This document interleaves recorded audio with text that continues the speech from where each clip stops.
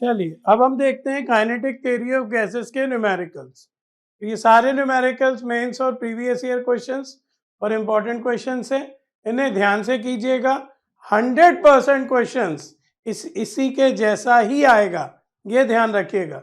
ये क्वेश्चंस बहुत ध्यान से। तो अपन ने कहाँ से स्टार्ट किया था, याद करो, एजम्पशन से। तो एजम्पशन से चीज़ों को पूछा जाने लगता है। फर्स्ट क्वेश्चन पढ़िए, increase in the temperature of gas filled in a container would lead to। एक कंटेनर में गैस भरी है और उसका टेम्परेचर बढ़ा रहे हैं तो उसके मॉलिक्यूल्स का एजिटेशन बढ़ जाएगा, उसके मॉलिक्यूल्स का एजिटेशन बढ़ जाएगा, उसके मॉलिक्यूल्स का एजिटेशन बढ़ जाएगा, मतलब उनकी काइनेटिक एनर्जी बढ़ जाएगी, मतलब उनकी काइनेटिक एनर्जी बढ़ जाएगी। जो भी असम्पशंस आपको लिखवाए हैं बहुत ध्यान से लिखना है, बहुत ध्यान से याद करना है। फर्स्ट का आंसर होगा सी। किसी भी गैस के टेम्परेचर को जब हम बढ़ाएंगे तो उसके मॉलिक्यूल्स का एजिटेशन बढ़ेगा, यानी उनकी काइनेटिक एनर्जी बढ़ेगी। एनर्जी प्रोपोर्शनल भी होता है, ध्यान रखना, ठीक है। काइनेटिक एनर्जी जो होती है गैसेस की वो प्रोपोर्शनल होती है टी के एब्सोल्यूट टेम्परेचर के, ध्यान रखना चाहिए। काइनेटिक एनर्जी बढ़ाने का सिर्फ और सिर्फ एक ही तरीका है, गैस का टेम्परेचर बढ़ाओ। काइनेटिक एनर्जी बढ़ाने का सिर्फ एक तरीका है, गैस का टेम्परेचर बढ़ाओ। काइनेटिक एनर्जी बढ़ाने का सिर्फ एक तरीका है, गैस का टेम्परेचर बढ़ाओ। क्लियर है? नेक्स्ट क्वेश्चन,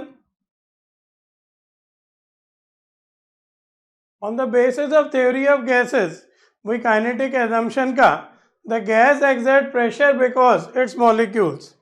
जो गैस मॉलिक्यूल्स होते हैं वो किसी भी चीज़ पे प्रेशर लगाते हैं, जैसे वॉल की दीवारों से टकराएंगे तो उन पे प्रेशर लगाएंगे। तो आपसे पूछा गया है क्यों गैस मॉलिक्यूल किसी सरफेस पे प्रेशर क्यों लगाते हैं।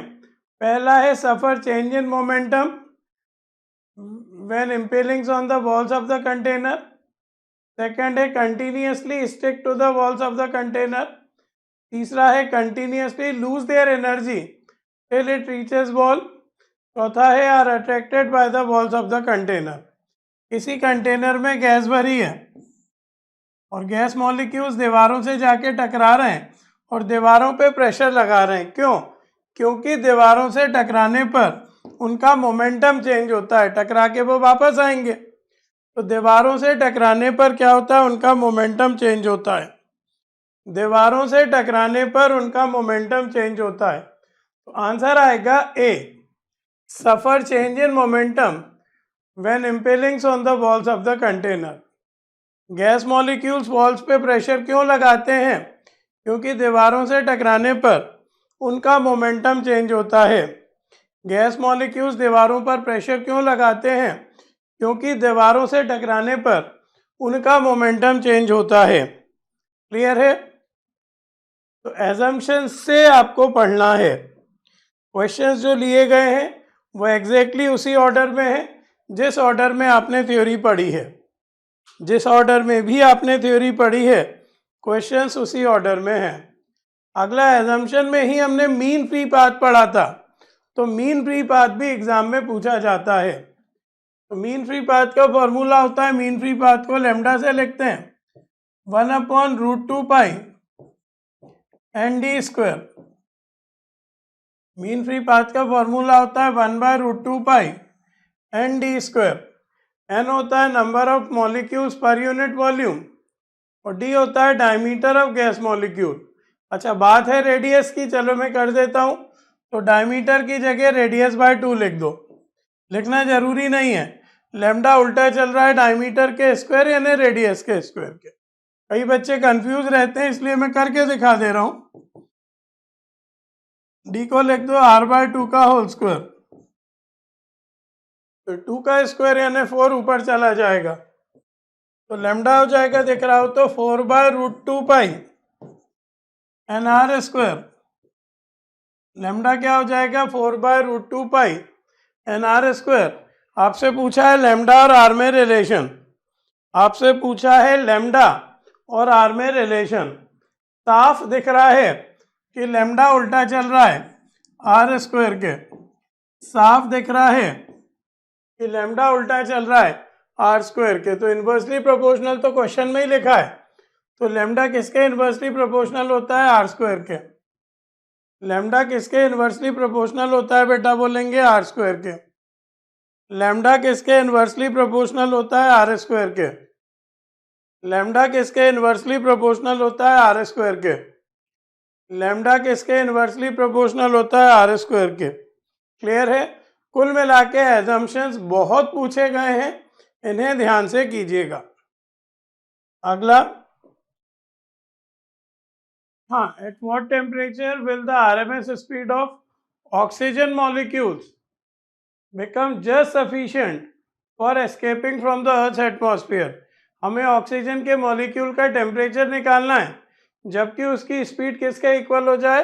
अर्थ की एस्केप स्पीड के इक्वल हो जाए, अर्थ पर एस्केप स्पीड के इक्वल हो जाए। तो काइनेटिक एजम्पशन पे आ जाए। मेन फॉर्मूला क्या होता है? पीवी बराबर 1/3 mc²। आपको बताया गया है कि जब मॉलिक्यूल्स की बात करो तो फॉर्मूला लगाओ पीवी बराबर केटी। जब मोल्स की बात होती है तो पीवी बराबर आरटी लगता है, जब मॉलिक्यूल्स की बात होती है तो पीवी बराबर केटी, और जब ग्राम की बात होती है तो पीवी बराबर के डैश टी। अभी पीवी की जगह केटी लिख दो, 1/3 mc²।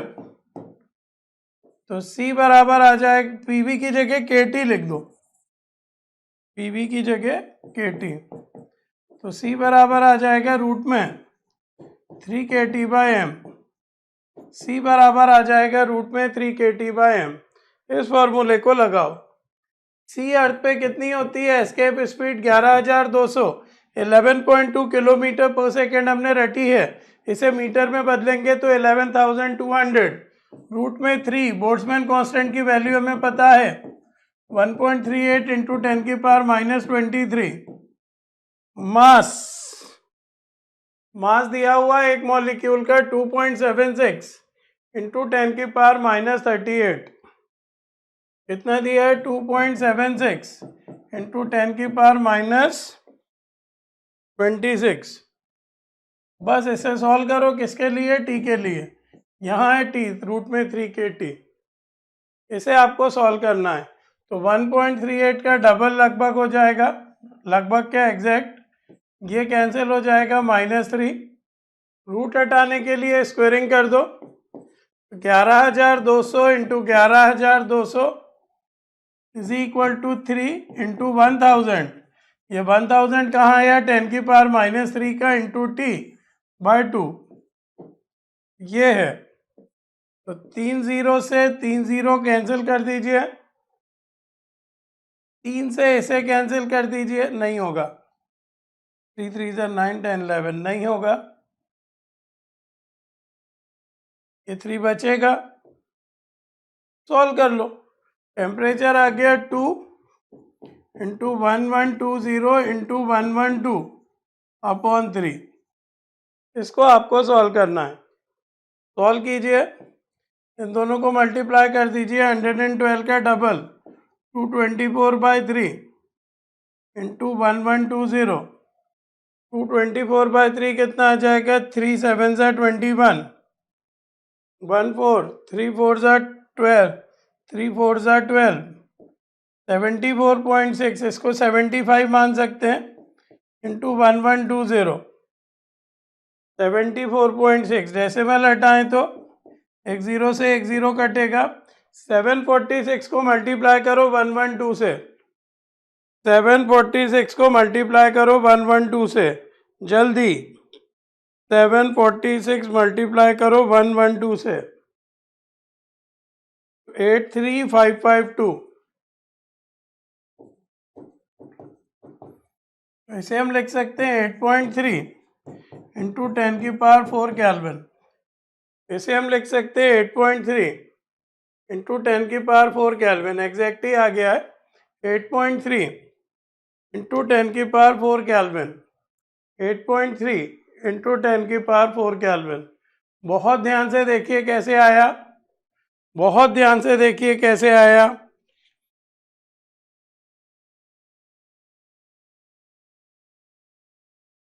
नेक्स्ट, मॉलिक्यूल है, गिवन मास ऑफ गैस है, वेलोसिटी कितनी दी है, इसको v1 नाम दे दो, 200 मीटर पर सेकेंड। टेम्परेचर 1 कितना दिया है, 27 डिग्री सेंटीग्रेड, 27 प्लस 273 300 केल्विन। और प्रेशर 1 कितना दिया है, एटमॉस्फेरिक प्रेशर दिया है 1 × 10⁵ न्यूटन पर मीटर स्क्वायर। बाद में वेलोसिटी को वैसे हम c से लिखते हैं इस लेसन में, तो c1 लिख दो इसे। बाद में वेलोसिटी कितनी दी है निकालना है, c2 निकालना है। बाद का टेम्परेचर कितना दिया है, 127 प्लस 273 यानी 400 केल्विन। और बाद का प्रेशर कितना दिया है, 0.005 × 10⁵ न्यूटन पर मीटर स्क्वायर। बाद का प्रेशर कितना दिया है, 0.005 × 10⁵ न्यूटन पर मीटर स्क्वायर। तो हमें C2 निकालना है, जबकि ये डाटा है। तो C सिर्फ और सिर्फ डिपेंड करता है टेम्परेचर पे। C प्रोपोर्शनल होता है √T के, प्रेशर का मतलब नहीं है। ये आप इस फॉर्मूले से भी कंक्लूड कर सकते हो। C बराबर क्या होता है, √3RT/m। तो C और T में ही रिलेशन होता है, प्रेशर का कोई इफेक्ट नहीं होता। C प्रोपोर्शनल होता है √T के। तो C1/C2 is equal to √T1/T2। तो C1 दिया है 200, T2 निकालना है, T1 है 300, T2 है 400।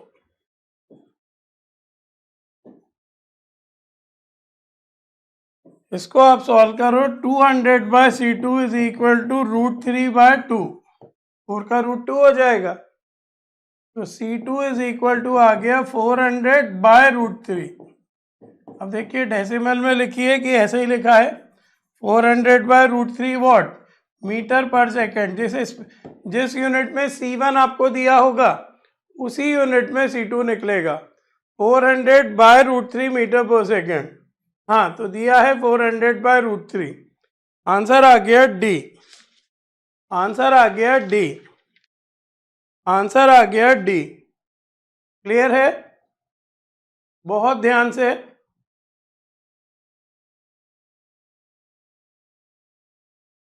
अगला क्या क्वेश्चन है, in a vessel the gas is kept at a pressure of P। कोई गैस भरी है, उसका प्रेशर P है। फिर हमने क्या किया, सारे मॉलिक्यूल्स का मास आधा कर दिया और उनकी स्पीड डबल कर दी। तो रिजल्टिंग प्रेशर हमें बताना है, यानी P2 निकालना है। शुरू का प्रेशर कितना है, P। फिर हमने क्या किया, सारे मास को आधा कर दिया और उनकी स्पीड, गैस के मॉलिक्यूल्स की स्पीड हमने डबल कर दी। गैस के मॉलिक्यूल्स की स्पीड हमने डबल कर दी, तो हमें नया प्रेशर निकालना है। तो काइनेटिक थ्योरी का मेन फॉर्मूला सोचो, PV बराबर क्या होता है, 1/3 mc²।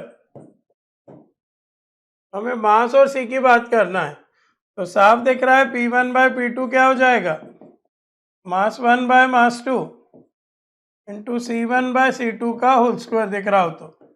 प्रेशर प्रोपोर्शनल है मास के, और किसके प्रोपोर्शनल है, C² के। P1/P2 आ जाएगा मास 1/मास 2 इंटू C1/C2 का होल स्क्वायर। प्रेशर 1/प्रेशर 2 क्या आ जाएगा, मास 1/मास 2 इंटू C1/C2 का होल स्क्वायर। प्रेशर 1 है P, प्रेशर 2 मुझे निकालना है। मास 1 को मानो m, मास 2 कितना कर दिया, हाफ यानी m/2। शुरू की वेलोसिटी मानो c, और बाद में स्पीड कितनी कर दी, डबल यानी 2c, इसका होल स्क्वायर। इसको हम सॉल्व करेंगे किसके लिए, P2 के लिए। इसको हम सॉल्व करेंगे किसके लिए, P2 के लिए।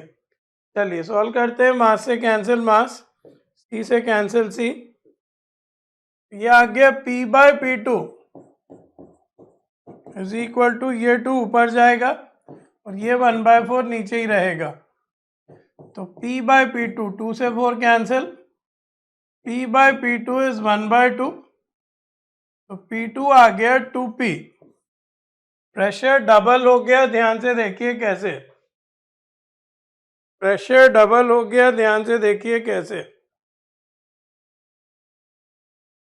PV बराबर क्या होता है, m1/3 mc²। तो फॉर्मूला बना P1/P2 बराबर m1/m2 इंटू C1/C2 का होल स्क्वायर। इससे हमने सॉल्व किया किसके लिए? P2 के लिए। इससे हमने सॉल्व किया किसके लिए? P2 के लिए। इसे हमने सॉल्व किया किसके लिए? P2 के लिए। क्लियर है? चलिए आगे बढ़ते हैं। Consider a sample of oxygen behaving like an ideal gas. ठीक है बेटा, 300 केल्विन पर हमें एक रेशो निकालना है किसका? आरएमएस स्पीड का टू एवरेज स्पीड का। 300 केल्विन पर हमें क्या करना है? एक रेशो निकालना है RMS speed to average speed. 300 kelvin पर हमें एक रेशो निकालना है RMS speed to average speed. बाकी कोई डाटा किसी मतलब का नहीं है। तो सी आरएमएस हमने क्या पढ़ा है? रूट में 3RT/m और सी एवरेज क्या पढ़ा है हमने? रूट में 8RT/m। सी आरएमएस हमने क्या पढ़ा है? रूट में 3RT/m और सी एवरेज हमने क्या पढ़ा है? रूट में 8RT/m। दोनों को डिवाइड कर दीजिए। तो C RMS upon C average is equal to T से टी कैंसिल, एम से एम कैंसिल, आर से आर कैंसिल। क्या आ जाएगा? रूट में ये पाई तो ऊपर जाएगा, 3π/8। ये आ गया RMS speed to average speed का रेशो। रूट में 3π/8 यानी सी। सिंपल सा फॉर्मूला बेस्ड क्वेश्चन मेंस में आया है बेटा ये 2021 में। ध्यान से देखिए, रूट में 3π/8 जो क्वेश्चन मेंस के लेटेस्ट क्वेश्चन हैं उनके बहुत ज़्यादा चांस है आपको आने में। ध्यान रखिएगा, बिल्कुल ही formula based question. RMS speed to average speed का रेशो निकालना है। RMS speed to average speed का रेशो निकालना है। RMS speed to average speed का रेशो निकालना है। क्लियर है? चलिए आगे देखते हैं। The temperature at which RMS speed of hydrogen molecule, इसकी बात करना है हाइड्रोजन मॉलिक्यूल की, इसकी बात करना है हाइड्रोजन मॉलिक्यूल्स की, इक्वल्स एस्केप वेलोसिटी। अभी किया बेटा हमने इस तरह का बस, लेकिन ध्यान से देखो, इसमें मास नहीं दिया, उसमें ऑक्सीजन मॉलिक्यूल का मास दिया था, इसमें एवोगैड्रो नंबर दिया हुआ है। क्या फॉर्मूला लगाएंगे? PV equals to 1/3 mc²। और मॉलिक्यूल की बात होती है तो याद करो पीवी की जगह केटी लिखते हैं, 1/3 mc²। तो सी बराबर आ जाता है, दिख रहा हो तो, रूट में 3kT/m। ये लगेगा बेटा, सी बराबर क्या आ जाता है? रूट में 3kT/m। सी बराबर क्या आ जाता है? ध्यान से देखेंगे, रूट में 3kT/m। अब इसे अप्लाई करो। सी की जगह लिखो 11200, रूट में 3 एवोगैड्रो नंबर की जगह लिखो 1.38 इंटू 10⁻⁻23। टेम्परेचर हमें निकालना है, मॉलिक्यूलर मास देखो, पिछला इस तरह का एक सवाल किया था तो उसमें मॉलिक्यूलर मास दिया था एक मॉलिक्यूल का, इसमें नहीं दिया, इसमें एवोगैड्रो नंबर दिया, ये हमें याद है। तो हाइड्रोजन की बात हो रही है, हाइड्रोजन का मॉलिक्यूलर मास 2, तो 6.023 इंटू 10⁻23 मॉलिक्यूल्स H2 की बात हो रही है। इनका मास होता है 2 ग्राम। ये मोल कंसेप्ट लगा दिया मैंने। 6.023 इंटू 10⁻23 मॉलिक्यूल्स, इनका मास होता है 2 ग्राम। एक मॉलिक्यूल का मास कितना होगा? 2/6.023 इंटू 10⁻23। एक मिनट में आंसर्स देख लूं, पास पास के हैं, दूर दूर के हैं? आंसर बहुत दूर दूर के हैं, यानी रफ कैलकुलेशन हो सकती है, तो 6 मान लो बस। तो हो जाएगा 1/3 इंटू 10⁻23। तो ये हो जाएगा 0.33 इंटू 10⁻23 ग्राम। ये 2 हमने ग्राम में लिया है, तो इस ग्राम को आप बदल लो किलोग्राम में। कैसे? और 1000 से डिवाइड करके। और 1000 से डिवाइड करोगे तो क्या होगा 0.33 इंटू 10 की पावर -26 किलोग्राम। ये लिखना है मास की जगह 0.33 इंटू 10 की पावर -26। ये कैसे आया ध्यान से देखो, पिछला इससे मिलता जुलता क्वेश्चन किया था, उसमें हमें मास गिवन था, इसमें हमें मास निकालना पड़ा। तो 10 की पावर -23 से ये कैंसिल हो गया, -3 बचा। रूट हटाने के लिए स्क्वेयरिंग कर दो, 11200 इंटू 11200 बराबर 3 इंटू 1.38 इंटू 1000 कौन सा है 10 की पावर -3 वाला, इंटू टी अपॉन 0.33 से काट दो लगभग 4 आ जाएगा।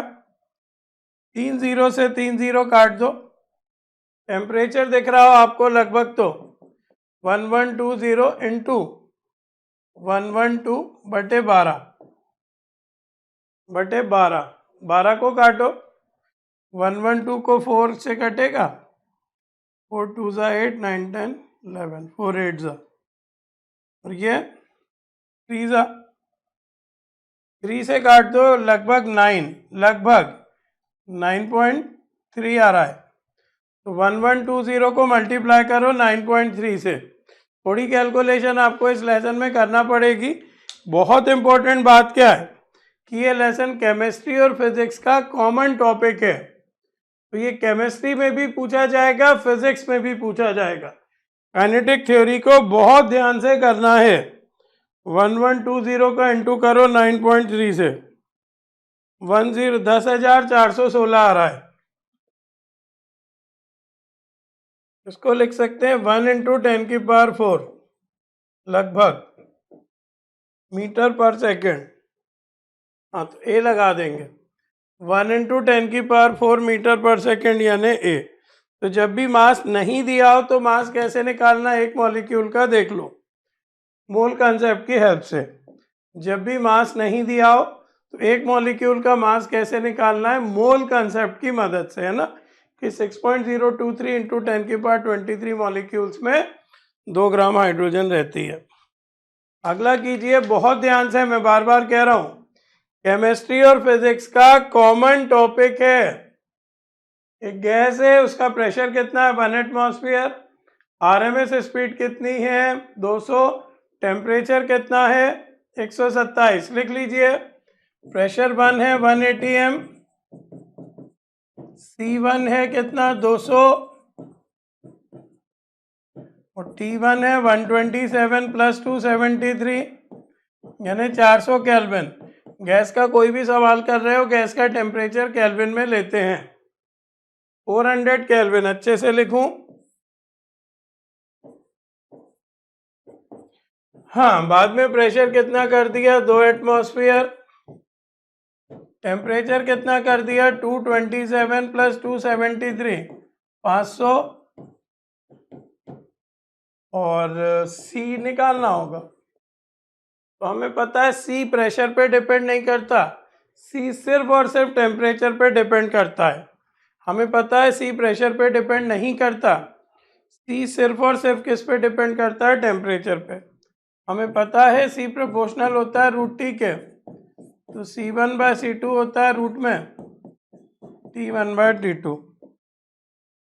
T1 है 200, C2 निकालना है,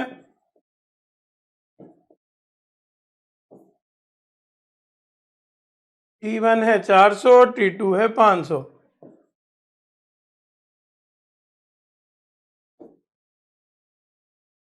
इस फॉर्म में आंसर दिया है, रूट में ही दिया है। कितना आ जाएगा, रूट हटाने के लिए स्क्वायरिंग करो, 200 का स्क्वायर बाय C2 का स्क्वायर। एक काम करो, स्क्वायरिंग मत करो, स्क्वायरिंग नहीं करो, 200 बाय C2, √4 को लिख दो 2 और √5 तो है ही, ये काट दो 100 से, तो C2 आ गया 100 √5 क्या मीटर पर सेकेंड।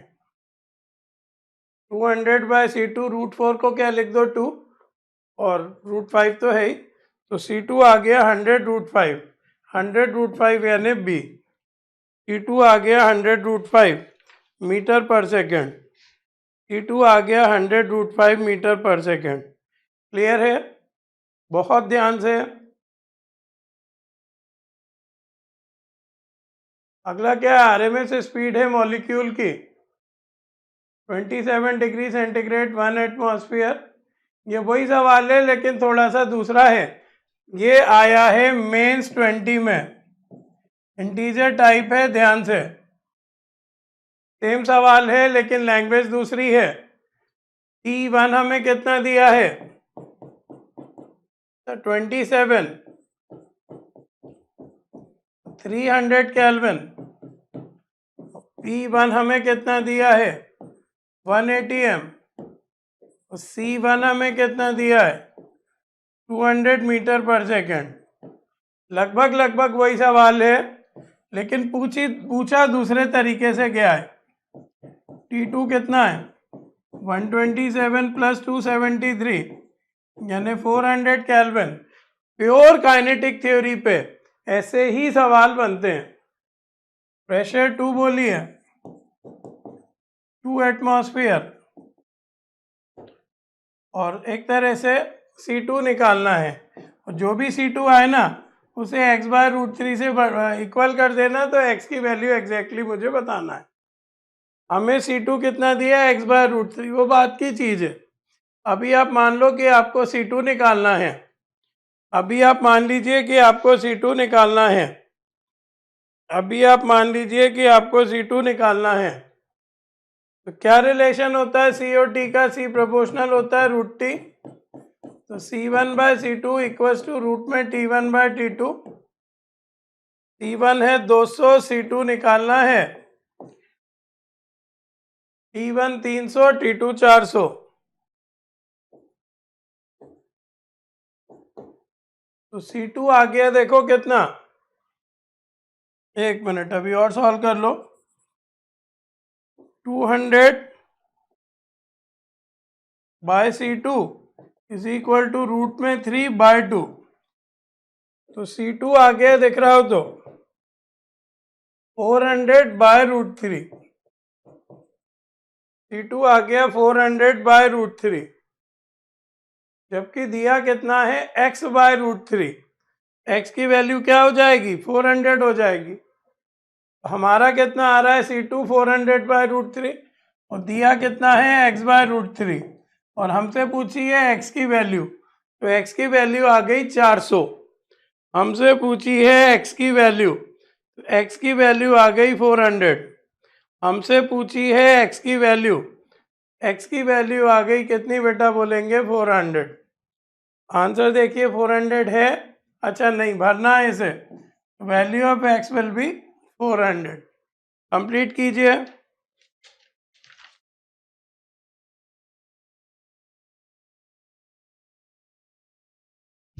चलिए अगला क्वेश्चन करते हैं। दो वेसल है मेरे पास, बना लीजिए दो वेसल। एक में भरी है गैस ए, एक में भरी है गैस बी। सेम टेम्परेचर है दोनों का।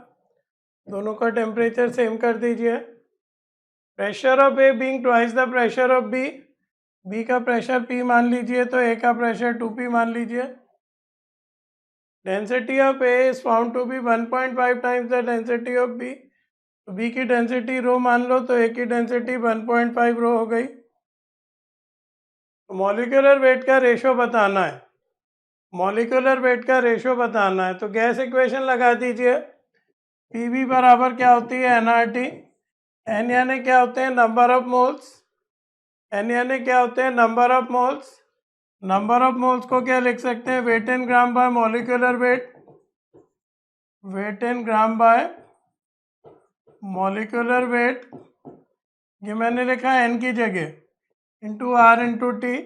अब देखो डेंसिटी की बातें हैं तो मुझे डेंसिटी भी इंट्रोड्यूस करना है। मॉलिक्यूलर वेट को ऊपर ले आओ, तो मॉलिक्यूलर वेट मुझे निकालना है। तो वेट को डिवाइड कर दो वॉल्यूम से। ग्राम में लिया यानी एक तरह से मास है, मास को वॉल्यूम से डिवाइड कर दो, into R into T upon P. Mass upon volume density होता है, weight in gram upon volume को वेट इन ग्राम यानी मास, तो इसको हम डेंसिटी कहेंगे। तो मॉलिक्यूलर वेट का फॉर्मूला आगे दिख रहा हो तो density into R into T upon P. इसे हम दो बार लगाएंगे, एक बार इस वेसल के लिए, एक बार इस वेसल के लिए। अब सवाल यही उठता है कि फॉर्मूला कैसे आया, वो ध्यान से देखिए। पी वी इक्वल्स टू मैंने क्या लिखा है, एन आर टी। एन क्या होते हैं, नंबर ऑफ मोल्स, ये क्या होते हैं, weight in gram by molecular weight. Weight को डिवाइड कर दो वॉल्यूम से, मॉलिक्यूलर वेट को ले आओ ऊपर, तो मॉलिक्यूलर वेट हो गया एक तरह से मास by volume into are T by P, और मास बाय वॉल्यूम डेंसिटी होती है। तो m बराबर आ गया rho R T by P. m बराबर क्या आ गया, rho R T by P.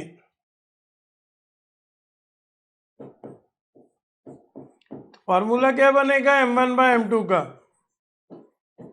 Row 1 by rho 2 into T1 by T2 into P2 by P1।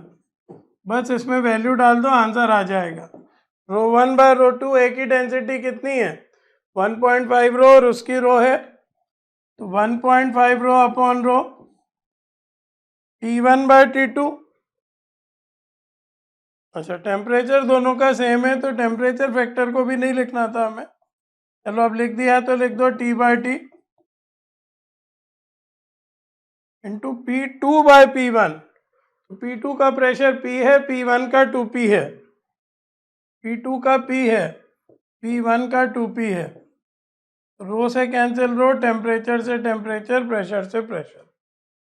m1 by m2 आ गया, डेसिमल हटाओ तो 15 by 10 into 1 by 2, 15 by 10 into 1 by 2, 5 से cancel करो, 3 बाय 2, आंसर आ गया 3:4 दिया है। देखिए आंसर आ गया 3:4, आंसर आ गया 3:4। यहाँ से फॉर्मूला क्या बना, m1 by m2 equal to rho 1 by rho 2 into T1 by T2 into P2 by P1। सारी वैल्यूज डाली तो आंसर आया 3:4 दिया है, आंसर आ गया D 3:4, आंसर आ गया D 3:4, आंसर आ गया D 3:4। नेक्स्ट एक फिगर दी है, ये वॉल्यूम टेम्परेचर ग्राफ है, इसको P1 का है, इसको P2 का है। तो हमसे पूछा है P1 बड़ा है कि P2 बड़ा है।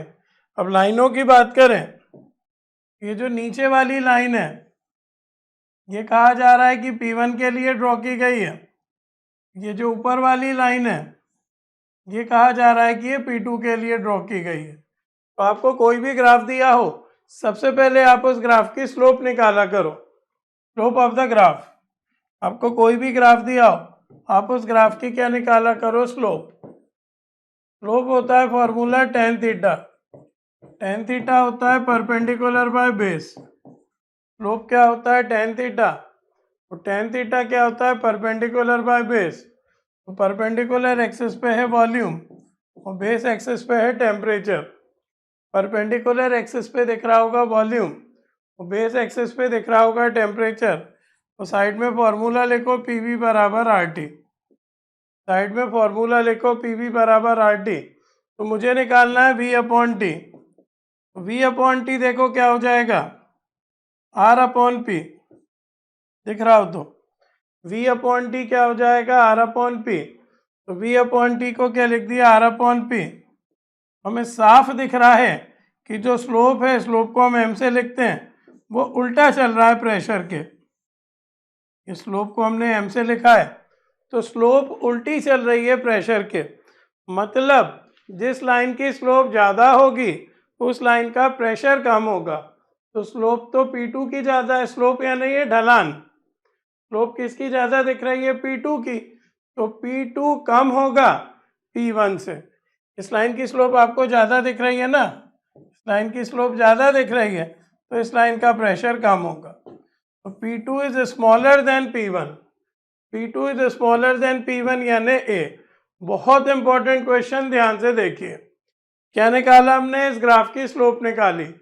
स्लोप क्या होती है? Tan theta. टेन थीटा यानी क्या? Perpendicular by base. Perpendicular axis पे हमने क्या लिया है? v। बेस एक्सिस पे हमने क्या लिया है? t। तो v upon T, v upon T को मैं क्या लिख सकता हूँ? r upon P.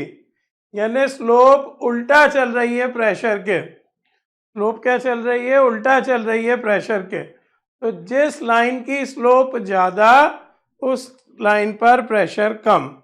जिस लाइन की स्लोप ज़्यादा उस लाइन पे प्रेशर कम। क्लियर है? बहुत ध्यान से, बहुत ध्यान से आगे बढ़ते हैं। At 10 degree centigrade, 10 degree centigrade शुरू का टेम्परेचर दिया, इतना तो समझ में आ रहा होगा। बाद का 110 दिया है। तो T1 दिया है 10 प्लस 273 यानी 283 केल्विन। बाद का दिया है 100 प्लस 273 बल्कि 110 प्लस 273 तो 383 केल्विन। और भी कुछ दिया है देखो कि 273 केल्विन पर डेंसिटी डिवाइडेड बाय प्रेशर, ये दिया है x। क्या दिया है? Density divided by pressure. शुरू में यानी 1 लगा दो, ये दिया है x। Density divided by pressure, ये शुरू में दिया है x। बाद में हमें यही रेशो निकालना है, density divided by pressure at second stage, ये हमें निकालना है। अब ये डेंसिटी डिवाइडेड बाय प्रेशर क्या है, ये हमें ध्यान से समझना है। शुरू में क्या दिया है? डेंसिटी डिवीजन प्रेशर x, और बाद में हमें इसी की वैल्यू निकालना है। चलिए देखते हैं। डेंसिटी अपॉन प्रेशर दिया है मुझे x, तो डेंसिटी में ही करता हूँ मैं कुछ गड़बड़। डेंसिटी को लिख सकते हैं मास बाय वॉल्यूम, प्रेशर है ही, बराबर x। मास बाय वॉल्यूम लिख सकता हूँ ना डेंसिटी की जगह। डेंसिटी की जगह मैं क्या लिख सकता हूँ? मास बाय वॉल्यूम। प्रेशर पहले से ही है। अब P इंटू बी को क्या लिख सकता हूँ मैं? R into T. P V बराबर क्या होता है? आर टी बराबर x। पी बी बराबर क्या हो सकता है? R T by X. Mass तो फिक्स है,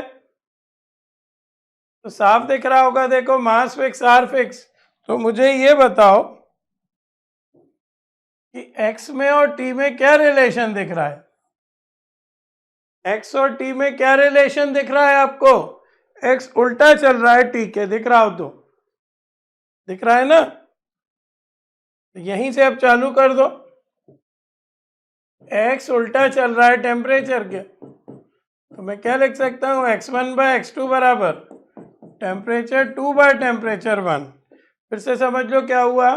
डेंसिटी बाय प्रेशर दिया है x, डेंसिटी की जगह मैंने क्या लिखा? स्टेप बाय स्टेप करो।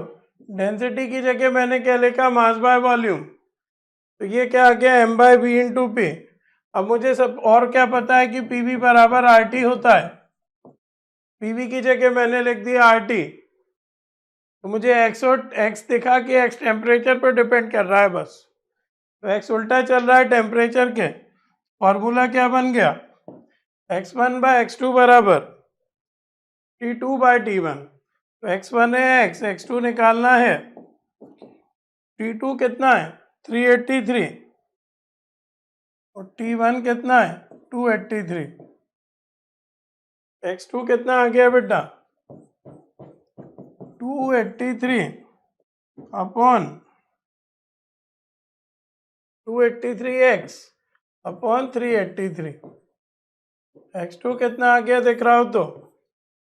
x2 bye x1, x1 bye x2 क्या आ गया? T2 bye T1। x1 को x लिखा, x2 निकालना है। T2 को 383, T1 को 283, तो x2 आ गया 283 x बाय 383। देखिए क्या कोई आंसर दिया है इस तरह का?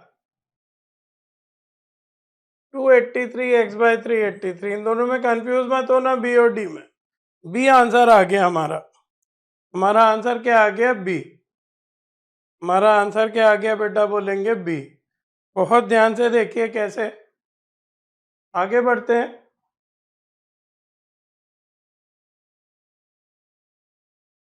एक इक्वेशन है जिसमें हमें 5 ग्राम ऑक्सीजन की बात करना है। मैंने बताया है गैस को या तो मोल में लेते हैं, मोल में लेते हैं तो बात होती है आर की, या मॉलिक्यूल में लेते हैं, ये कहानी पूरी अच्छे से रटो, तो बात होती है के की। अच्छे से नहीं आ रहा है ये। गैस को अगर मोल में ले तो बात होती है आर की, गैस को अगर मॉलिक्यूल में लेते हैं तो बात होती है के की, बोल्ट्जमैन कांस्टेंट की, और गैस को अगर ग्राम में लेते हैं तो बात होती है के डैश की, स्पेसिफिक गैस कांस्टेंट।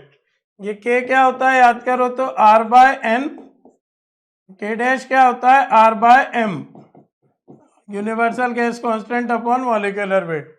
ये पूरी कहानी जितने अच्छे से हो पाए याद करो बेटा, पूरा मोल कंसेप्ट इसी में छुपा है। अभी ग्राम में लिया जा रहा है तो मैं फॉर्मूला लगाऊंगा PV is equal to N K dash T. जब भी गैस को ग्राम में लेते हैं तो कौन सा फॉर्मूला लगता है, PV equal to N K dash T. और के डैश मैंने अभी बताया, के डैश किसके इक्वल होता है आर बाय एम के। के डैश कहलाता क्या है specific gas constant, K dash क्या कहलाता है specific gas constant, R by M universal gas constant upon molecular weight. K dash की बातें कब होती हैं, जब गैस को ग्राम में लिया जाता है। के डैश की बातें कब होती हैं, जब गैस को ग्राम में लिया जाता है। चलो भरते हैं, PV बराबर n लिखना है के की जगह, n कितना दिया है बेटा ग्राम में, कितने ग्राम ऑक्सीजन है 5, तो यहाँ लिखो 5, आर की जगह आर।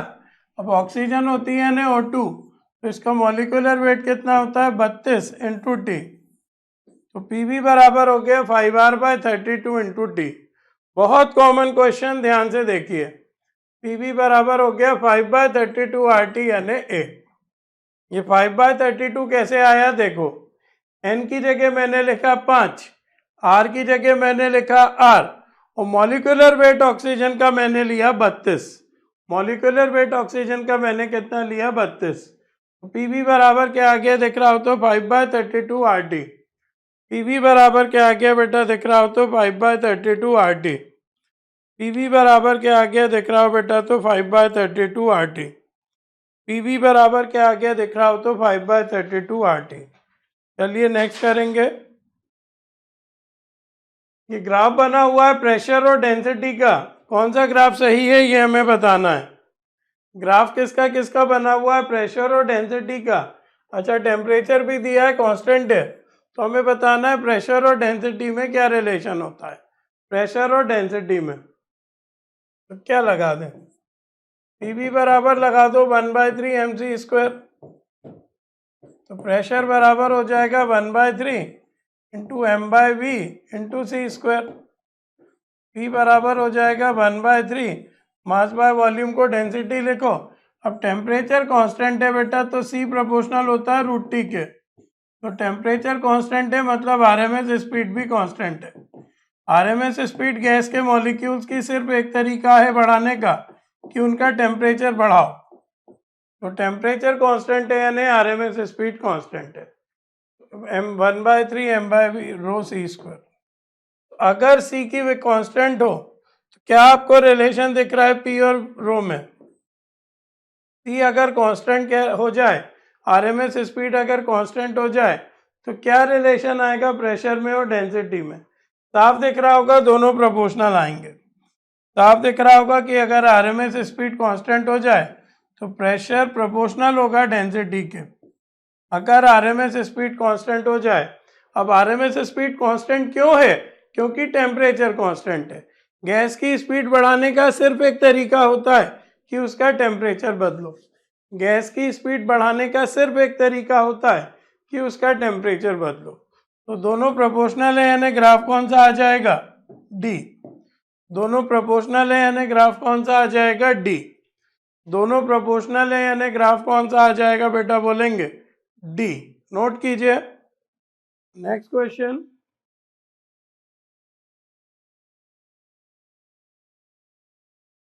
ये देखिए क्या क्वेश्चन है। तीन अलग अलग लोगों की हमें बात करना है, तीन अलग अलग लोगों की हमें बात करना है। किस किस की, किस किस की पड़ी है, हाइड्रोजन की, हीलियम की और कोई एक और डायटोमिक गैस है X, ठीक है बेटा, जिसके मॉलिक्यूल्स रिजिड नहीं है, उसके पास एडिशनल वाइब्रेशन मोड है X के पास। जिसके मॉलिक्यूल्स रिजिड नहीं है उसके पास एडिशनल मोड्स हैं, वाइब्रेशनल मोड्स हैं। तो आपको कहानी पूरी लिखवाई है कि अगर 500 केल्विन या उसके ऊपर का टेम्परेचर हो तो डायटोमिक गैस मॉलिक्यूल के 2 एडिशनल डिग्री ऑफ फ्रीडम आ जाते हैं। अगर टेम्परेचर क्या हो 500 केल्विन या उससे ज़्यादा तो डायटोमिक गैस मॉलिक्यूल के 2 एडिशनल डिग्री ऑफ फ्रीडम आ जाते हैं। पहली गैस तो है हाइड्रोजन। हाइड्रोजन के डिग्री ऑफ फ्रीडम होते हैं, डायटोमिक है 5, हाइड्रोजन के डिग्री ऑफ फ्रीडम होंगे 5, डायटोमिक है। अगली है हीलियम। हीलियम यानी मोनोएटॉमिक। मोनोएटॉमिक गैस के डिग्री ऑफ फ्रीडम 3। अगली है हीलियम। हीलियम यानी मोनोएटॉमिक।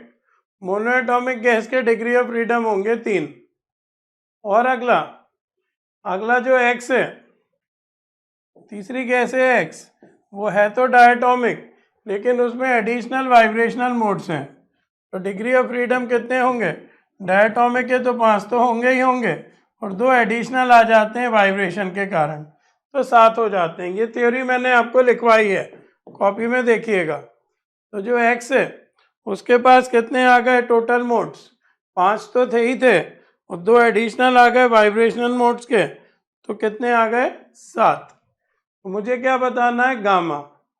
तो क्या होता है बेटा, गामा की वैल्यू क्या होती है अगर डिग्री ऑफ फ्रीडम पता हो तो। यहाँ लिख रहा हूँ 1 + 2/n, n degree of freedom होते हैं। पहले की हो जाएगी 1 + 2/5 यानी 7/5। ये फार्मूला आप बार बार लगाओ। 3 में लगाएंगे तो 1 + 2/3 यानी 5/3 और 7 में लगाएंगे तो 1 + 2/7 यानी 9/7। डिग्री ऑफ फ्रीडम का जनरल फॉर्मूला क्या होता है याद आए तो 1 + 2/n। डिग्री ऑफ फ्रीडम का जनरल फॉर्मूला क्या होता है 1 + 2/n। n यानी क्या, डिग्री ऑफ फ्रीडम। एक बार डिग्री ऑफ फ्रीडम की जगह 5 लिखो तो आंसर आ गया 7/5। एक बार 3 लिखो तो आंसर आ गया 5/3 और एक बार 7 लिखो तो आंसर आ गया 9/7 यानी आंसर आ गया ए। 7/5 नहीं 5/3 पूरा करना पड़ेगा, 2 से काम नहीं चल रहा, ए और डी सेम है तो तीनों के निकालने पड़ेंगे। आंसर आ गया ए। एक एक वर्ड आपको याद रखना है। मैंने आपको थ्योरी में लिखवाया था at a temperature of 500 kelvin और above diatomic gas molecule possess 2 additional degrees of freedom. तो ये देखिए, ये पूछा गया क्वेश्चन है उस कंसेप्ट पे, जो भी कंसेप्ट आपको बताया गया था उस कंसेप्ट पे पूछा गया ये क्वेश्चन है। क्लियर है, आगे बढ़ते हैं। एक गैस मिक्सचर है, उसमें 2 मोल ऑक्सीजन के हैं और 4 मोल आर्गन के हैं। आर्गन, ऑक्सीजन यानी डायटोमिक और आर्गन यानी मोनोएटॉमिक। तो टोटल इंटरनल एनर्जी निकालना है।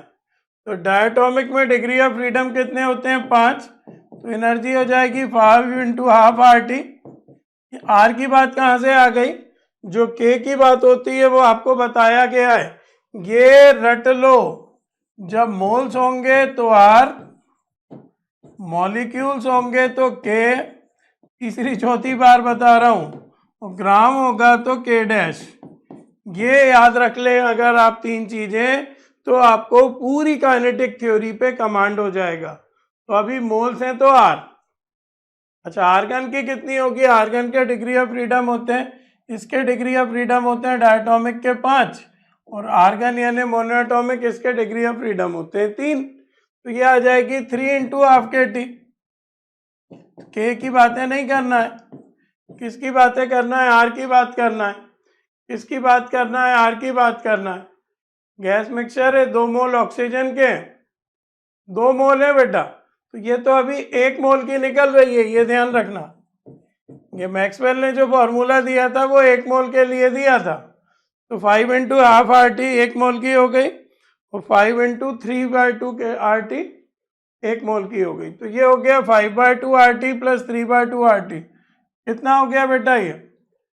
5/2 और 3/2 कितना हो गया? 8/2।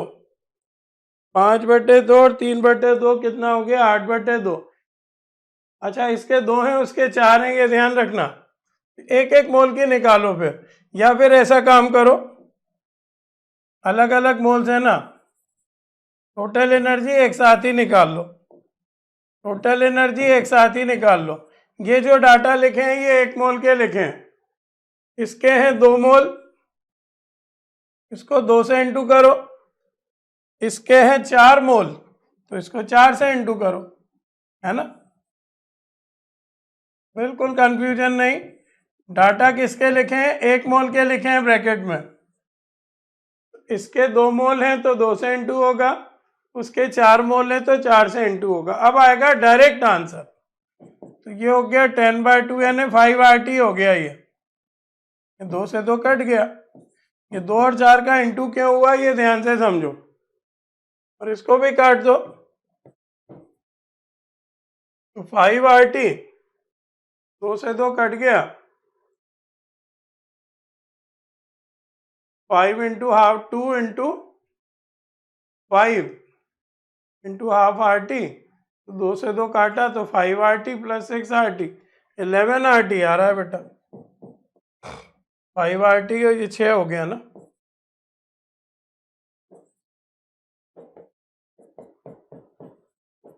इलेवन RT यानी C। 11 RT यानी C। नोट कीजिए।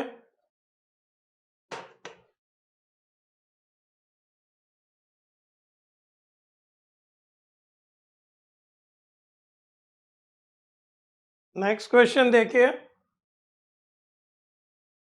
The amount of heat energy required to raise the temperature of 1 gram of helium at NTP।